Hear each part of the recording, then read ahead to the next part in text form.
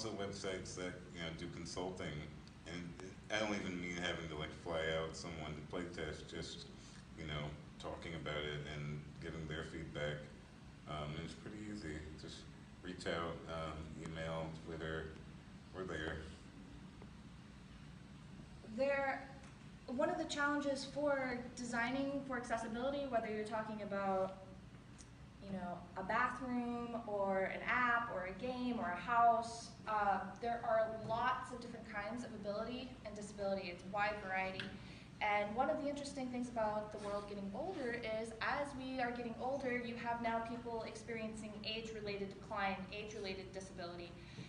People who were some of the first adopters of video games in the 60s and 70s and playing arcades and really primitive consoles, they were hardcore gamers at the time, but now they're 50 and 60 years old. They still want to play games, but how can we support that in a more complicated kind of console or PC gaming world?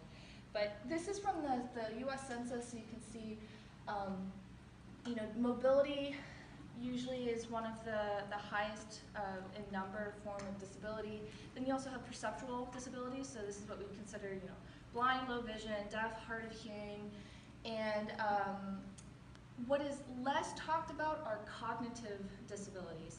So impacts to short-term memory, long-term memory, being able to like read text. You can imagine how difficult it would be if you maybe had a concussion at one point, you don't have great short-term memory, and you're trying to play like a role-playing game, and you just talked to someone, they told you where to go. Like, I have a pretty good memory, and even for me, I'm like, I walk away from the person, like, man, like what town was I going to, and why? I was supposed to get, was it the jade crystal or a different kind of one?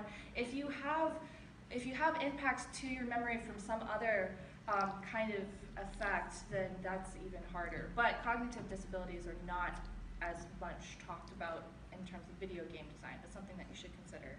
And one thing I've heard, something that could help that in games is maybe having the option to have a reminder or just tutorials, which a lot of games have, but that's one way.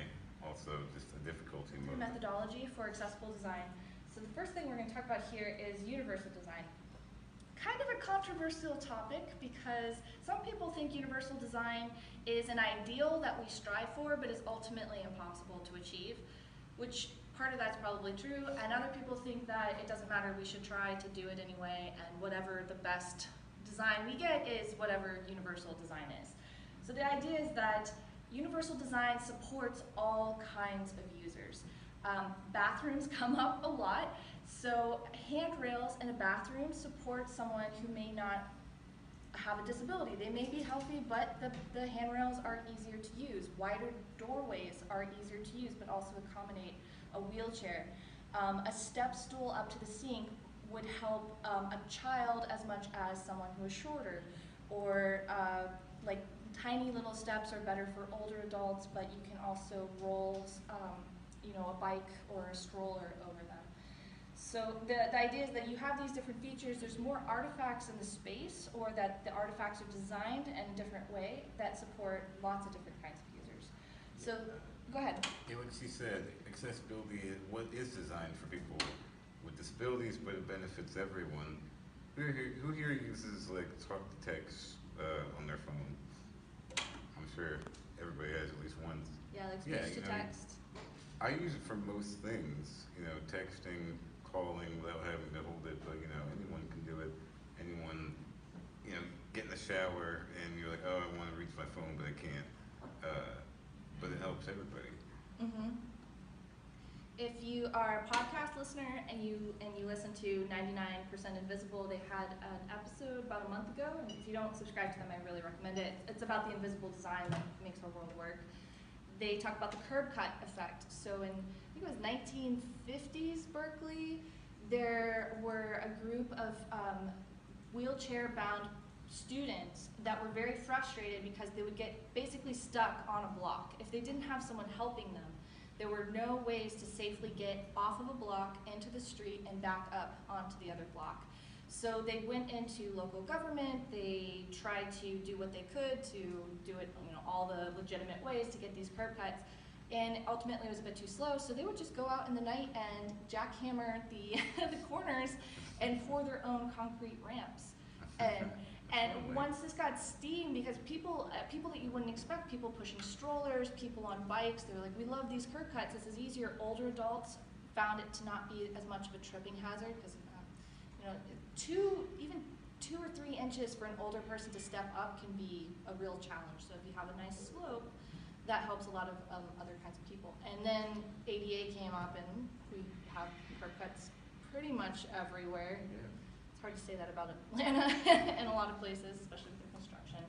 Well, in a gaming example, you know, you look at something as simple as captions, subtitles. Yes, they definitely benefit people who are deaf, but I'm sure some of you have played in a crowded area and you just can't quite hear it as well in like a dorm or something, and subtitles help in that case. Mm-hmm. Yeah, so there's different ways, but it helps everyone. The science kind of behind this is it's in a domain, well, I wouldn't call it a domain, but this is like a topic called multimodal interaction, so different kinds of modes. You're going to see a lot of Overwatch examples because I am a serious Overwatch player, and that's kind of all I think about all the time. So here is one example in Overwatch, an old one. I can tell this is like Mercy 1.0, so probably from about a year ago. If you're not familiar with Overwatch, this is a first-person shooter game. You play on teams. It's kind of like every other MOBA out there. More of this takes up the screen. That's something that you could argue is just like immersive game design. This makes you feel more connected with what's happening in that moment right then. It's increasing your feelings of presence, but it's also giving you a lot of feedback. If you are a deaf player, and actually there's a lot of deaf players in Overwatch, you would see this and it would be kind of an unconscious feedback. To get more sciencey, this goes into multiple resource theory. So we're not going to get too much into this because this is kind of more my side of the psychology of how our brains work. Each of these boxes is basically like a way that information can come in. I really hate this image. This is the best version of it, I think. You probably have heard this example of the brain is like a computer, and it's very similar to it. We can process multiple streams of information pretty well in parallel, as long as they are types of information that don't interfere with each other. The reason why this is brought up is this is something to consider. This is a predictive model that you can also use to tell you when you may be designing in elements or UIs that will make someone's life harder or when it'll make someone's life easier. So moving to the big question, can people with disabilities play games? Well, short answer, hell yes. I've played games since I was 4 years old. I do, the main thing is that I need a little bit of help for certain things, but all it really requires is customizable controls. But there are all types of people who play games, and it's funny, about a year ago, I actually would have thought that someone who was completely blind couldn't play a game, and I'm a disabled gamer, but there's actually a whole genre of games, fighting games, that have the tools already there for blind people to play, and they can whoop my ass at Mortal Kombat, so they have no problem. And one way that they can play is through something called audio cues. The development team from NetherRealm, who did Mortal Kombat and also the new Injustice series, have in the options menu a way to turn on audio cues that let blind gamers know where they are on screen, in the left or right, and what moves they're doing. So that's one way, and it lets them play with no problems. Yeah, completely blind, not low vision, completely blind, and a lot of people would ask, well, what is a blind gamer even getting out of a game? Which I think is a little bit out of touch with what games are culturally. This is another form of storytelling, just like movies are, like books or television shows. It's a way that we as humans understand and interpret our worlds, and they're ingrained culturally. They're fun. We all play games. getting to campus today through traffic and the code of construction is a version of a game. I'm trying to do it within parameters and rules and limits. And there are quite a number of YouTubers with lots of followers that will do, like, you know, this is a pretty interesting video unboxing the NES Classic Edition. People will do speed runs of games. People will play games that everyone says is impossible to play if you don't have sight, and they just challenge themselves that way. Yeah, I think we all know that games can help for escapism, but one of the writers on the website that I write for actually was born paralyzed on the left side, and his doctor told him to play games to help with hand-eye coordination. So they can help in all sorts of ways, and that's, I think, one reason we gravitate towards them as disabled people. Yeah, that makes me think now. The last survey that Able Gamers put out was a survey of people with disabilities, lots of different kinds of questions. But the question I'm thinking about was, why do you play games? And the #1 answer was feelings of social connectedness. So especially if you're playing online games with people all over the country or maybe across the world, those are your friends. You've maybe never met them in person, but they know they know a lot about you. You play with them, you know, several hours a day. And if you don't have a lot of mobility or ability to independently go out into the world, games are a way that you can do that on your own with your own kind of agency. With sort of discrimination, the idea that they need help for everything, and online in the game, you know, no one knows. You know, you are judged solely on your skill, so that's also a benefit. This is a YouTuber, Mega T. Garrett. He's a blind gamer. He's totally blind. We're going to show you a video of him playing the last stage of Ocarina of Time. This picture here is showing you his setup, though first I want you to see.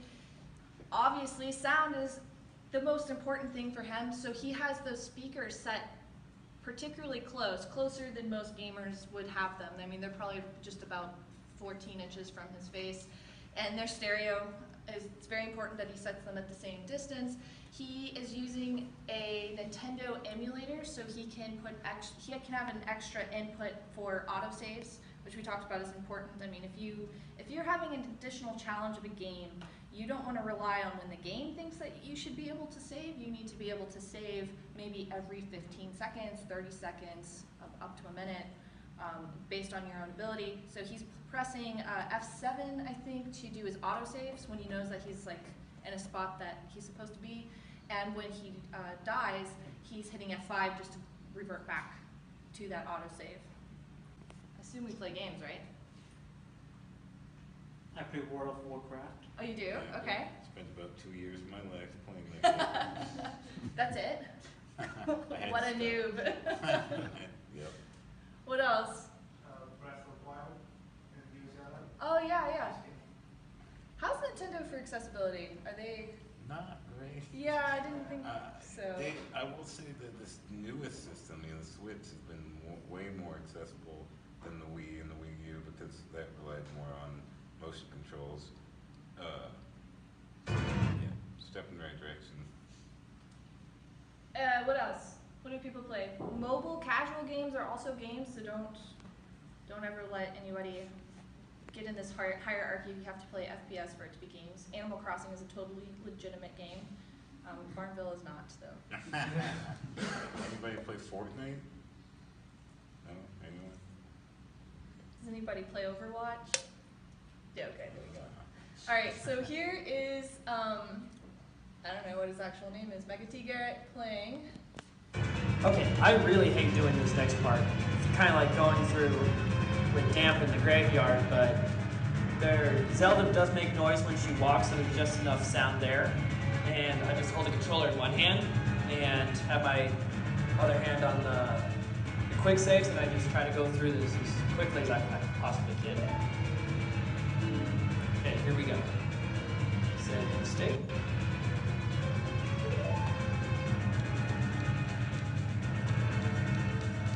Okay. Listening for beats.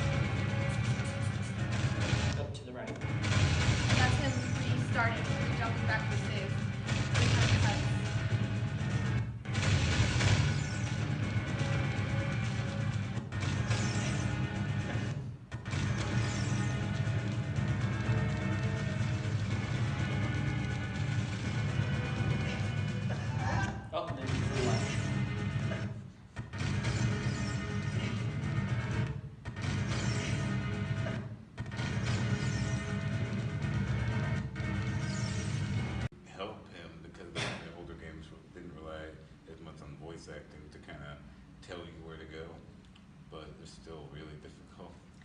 Yeah, that's true, and I didn't make it its own slide, but an anecdote that I read of when we made the jump from standard definition televisions to high def, it made it a lot harder for people who had low vision to see what was on the screen because suddenly you could fit more. Yeah.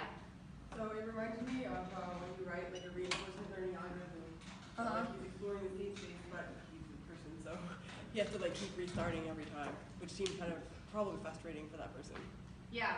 Yeah, you kind of really wonder, and it would have to be specific to the person, at what point is this like a fun challenge? Right. Feeling impossible, or having this kind of requisite difficulty like, oh, I thought it was impossible, but then I did it, now it's fun again. It's a fine line to walk. Yeah, I was amazed he got to the end of the game like that. I would have thrown my controller, found a way to throw it. There's hours and hours of him beating this game on his YouTube channel, so if you want to see the different parts of the game that he's playing, that's all uploaded. He says he's following the footsteps of Zelda as he's trying to make this path. He can also hear rocks falling. He can probably hear when it's auto-jumping him when he approaches the ledge. I'm like, if he's getting close to an edge, he might be able to correct before that happens.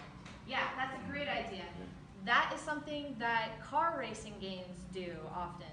And one of the reasons why those games can be more accessible for people who have vision issues, if there's any kind of rumble strip or you are going onto gravel before you crash into the wall, those in real life too, hopefully you're not ever like getting into that part of the road, but it does give you some haptic, some sound, the vibration, to let you know that you are veering off course essentially. I reviewed a game called Bound, where in the options menu you could turn on like barriers for edges, like if you wanted, and it would prevent you from even falling off, and it's an option. What else could you imagine making changes or improvements that would also support all different kinds of players? Maybe it's an element that would just be fun. The princess can remind the Link to just move to the middle when the Link is close to the edge. Yeah. She could make some kind of sounds or something, or say something verbally. Yeah, I think that would be, you could definitely do that in like a very charming way. And maybe that could make you feel, that'd be just good game design. You feel like more connected to her, like, oh, she really cares about me. Yeah. Hellblade for PlayStation 4. It's like a Viking game and actually deals with like mental illness. But there was a level in particular that was interesting later on where they made the entire level in the dark and you had to rely on sound to find your way to the end of it. And that kind of forces the player to kind of think differently and change their perspective. And that's also a good way to kind of do, when you're making a game, thinking about those different perspectives. Like, could I get through this level if there were no sound? Could I get through it if I couldn't see? There are a variety of UI things that you can do, accessibility tools, really simple things that you find often on console, like newer consoles. This is usually more to get along with your television rather than to help be an accessible sort of thing. But having brightness sliders, contrast sliders, this can help someone if they have low vision. Also considering color blindness is fairly common, and as you've probably all seen online or maybe your friends, there's that moment when your friend realizes that they're colorblind. This whole time my friend thought he had a green bathroom. Everything in that bathroom is pink. It's the tile is pink, the backsplash, everything in that room is pink. And so he discovered at the age of 30 that he was colorblind. He had no idea. And it made a lot of sense to him after that because he had difficulty playing a variety of games because he just couldn't see different kinds of elements that were on the screen. And that's something I had to get used to when I was reviewing games because I'm not colorblind, and I sort of had to think outside the box and look at certain items and make sure like, well, hey, is that important because it's distinguished by the color green, and if you didn't know what the color was, you wouldn't be able to get to a certain level. So yeah. We have, so where I work, IMTC, if you are interested, if you're developing a game in Unity, we have a plugin in our GitHub that you can branch off and use if you want. You can load your build and overlay different kinds of color blindness on top of your game while you're playing it live. So you can get a sense of if any of your UI it just disappears or isn't usable for somebody who has different kinds of color blindness. There's also, it's like a drop-down menu with a bunch of stuff in it. One of them will kind of fuss with the contrast, make it a little bit blurry, so pretty good showing some of the issues that you may experience as What's a gamer. up guys, I'm colorblind. I'm here to just make a really quick video to go over something that I've been complaining about for a while. The colorblind mode in Overwatch. Everyone knows it's awful. I've made a number of forum posts about this, a number of videos about it, trying to go over in detail what exactly is wrong with it. But I just spent the last couple hours putting together a very detailed forum post, going through specific detail about the issues with the filter specifically, with example pictures and everything, so people can really get an idea of what it is. Couldn't really think of how to put it into a video very well, honestly, because it's a lot of pictures, so I'm literally just going to show you some pictures and try to explain in detail to you guys really quick the problem with it. So after just writing it down, first of all, this is just long overdue. They've been talking about redoing the colorblind mode for almost half a year now. Like since a couple. In some moments in the game, there's a phone that you have to answer in order to get to open the door. And what they did is in the options menu, you can turn on a phone icon that will go at the bottom of the screen so that deaf players, wherever they are, can still know when the phone is ringing. I thought that was a creative way.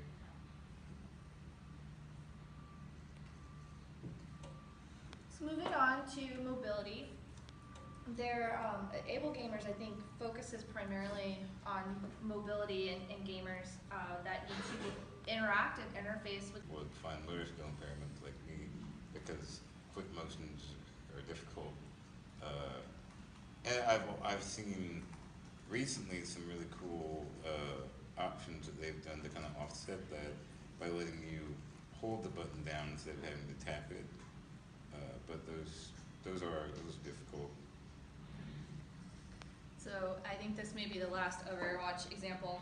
But and a bunch of buttons on the side. I mean, probably significantly better than most people who are using mouse and keyboard with both hands or with console controller with both hands.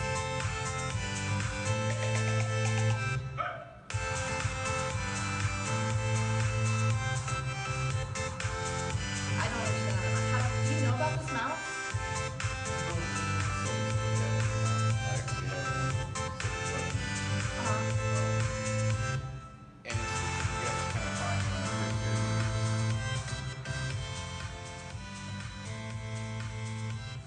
Like his aim is, I mean, the mouse is the part that's aiming, and I don't think, aside from the assist that he has in his hand, it's not attacking like his wrist. But being able to do that amount of controls, Yeah, he's probably better than I am. He's doing it with just the mouse, right? Yeah, just the mouse, and really pretty much just using the thumb and that index finger, I think. I mean, he's even controlling the communication wheel, like the dialogue wheel.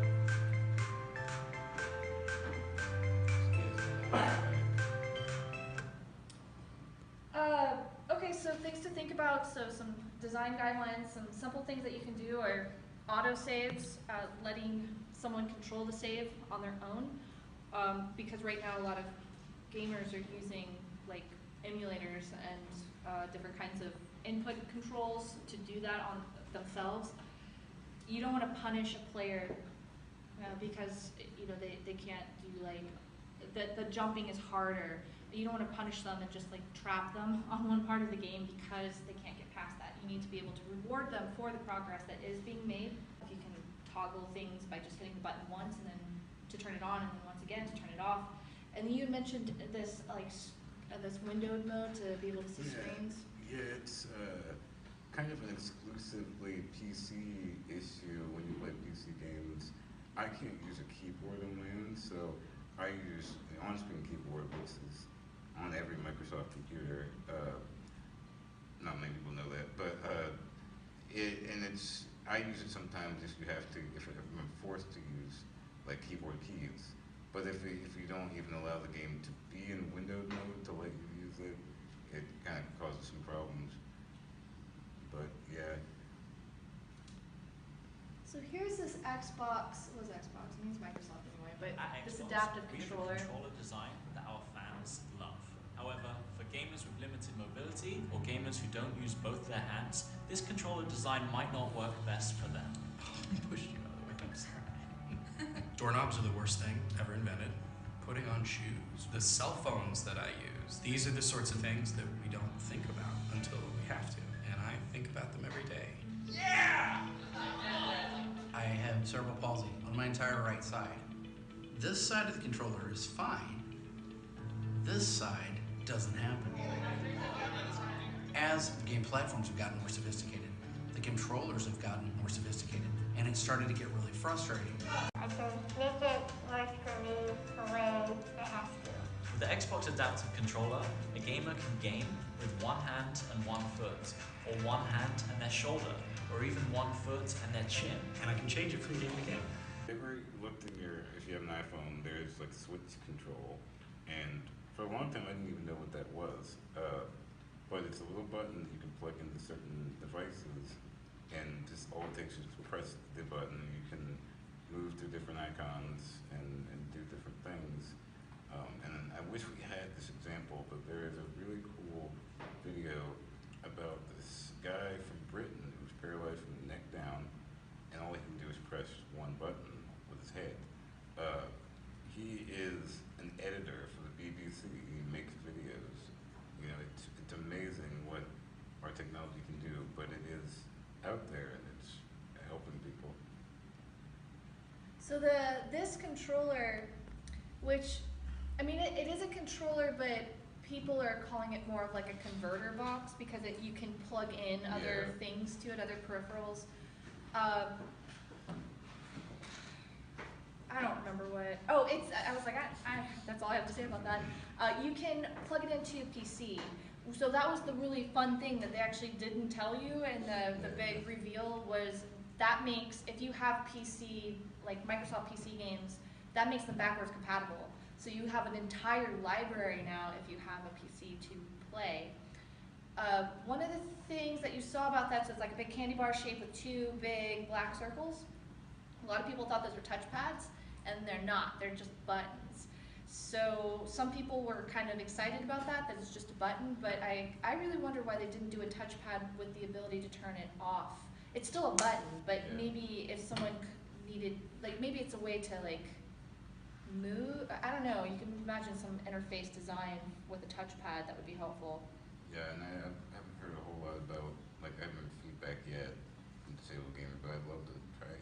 Yeah, and a lot of times, again, these things are very expensive, but this thing's only like 90 or 100 bucks. Here's an example of one that someone hacked together in response to the Microsoft, the Xbox One. This is totally homemade. They took the PS4 controller and cut it up and rewired it, and now it's for one hand. And there's a strap right there, so whichever hand is available, someone can put it through this strap and then control a PlayStation with this. Again, there's a lot of hacking and modding communities to just take things into their own hands to make it more appropriate for them.